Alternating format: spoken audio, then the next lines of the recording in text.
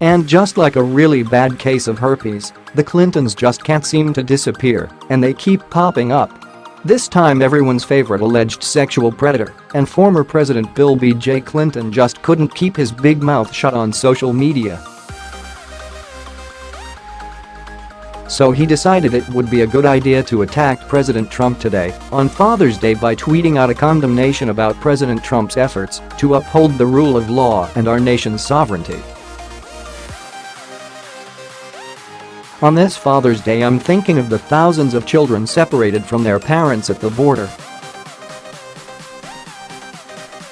These children should not be a negotiating tool. And reuniting them with their families would reaffirm America's belief in and support for all parents who love their children. Bill Clinton, @BillClinton, June 17, 2018. Trending: just in, Trump is opening up Obama's secrets record, will reveal what all of America deserves to know, and then the rest of the sickos in the Clinton family added to the condemnation. On number Father's Day and every day, I could not imagine a better dad for Charlotte and Aiden and Mark. I also could not imagine being forcibly separated from my children as I sought sanctuary. No parent, no person should support this. https://t.co/UUNS6YFKLD Chelsea Clinton, @Chelsea Clinton, June 17, 2018. Yes, https://t.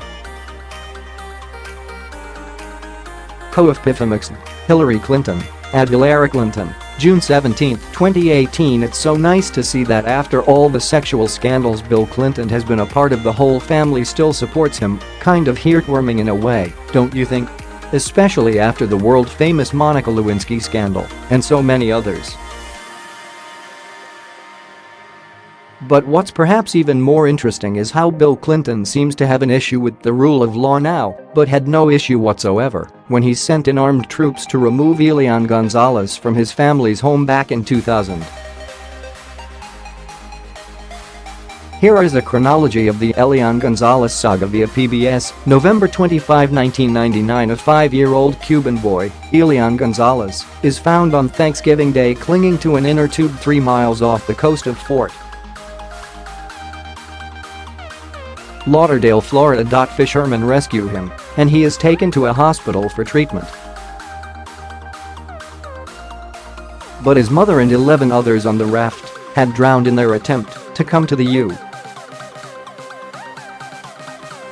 U.S. from Cuba. November 26, 1999. Elian is released from the hospital into the custody of his uncle, Lazaro Gonzalez, and other relatives in Miami.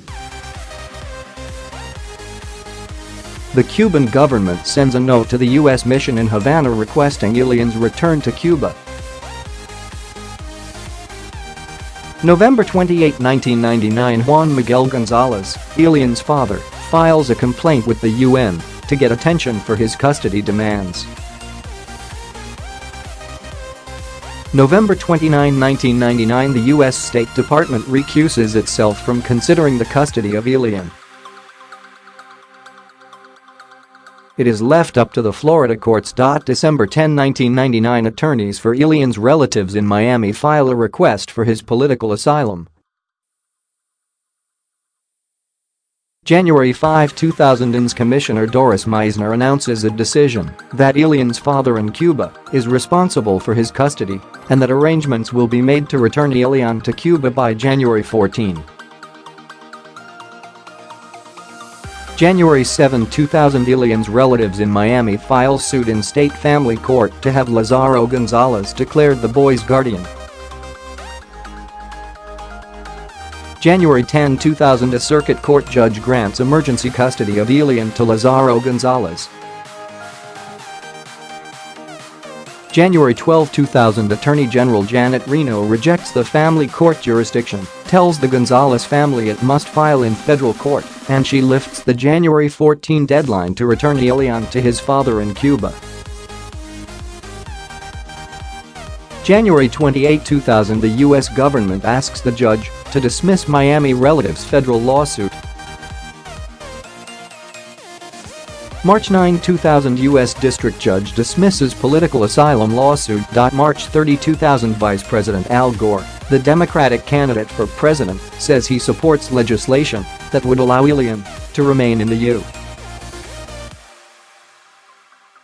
U.S. while the lawsuit is resolved in family court. April 3, 2000 the U.S. State Department approves visas for Juan Miguel Gonzalez and other close relatives to come to the U.S. April 6, 2000 Juan Miguel Gonzalez arrives in the U.S. April 7, 2000, after meeting with Juan Miguel Gonzalez, Attorney General Janet Reno announces that U.S. officials will move to transfer Elian to his father. April 12, 2000 Reno meets with Elian's relatives in Miami about the process for transferring the boy to his father, but there's no agreement from the relatives. Over the next several days, negotiations continue between the family, Reno, and representatives on both sides.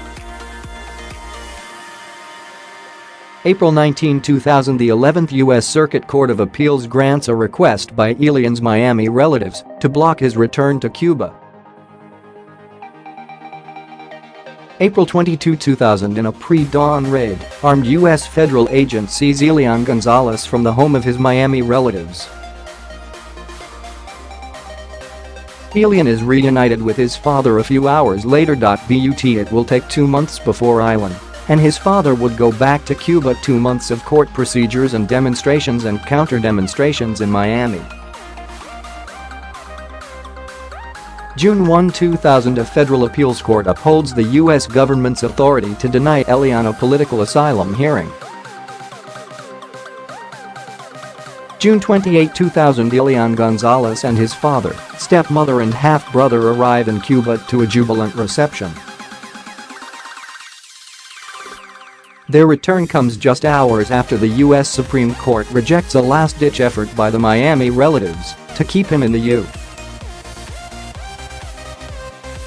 U.S. Yup, those of us who can remember those days will never forget the moment we say breaking news and the picture of that armed troop pointing that A5 at Elian and the fishermen who found him as they were hiding in the closet in order to save him from being deported to the communist hell that is the island of Cuba. Back then, people like the Clinton gang had no issue with separating children from their families. And oddly enough, no issue with anyone pointing an A5 at a young child. Interesting, don't you agree? It's really a shame that the American public has such short memories.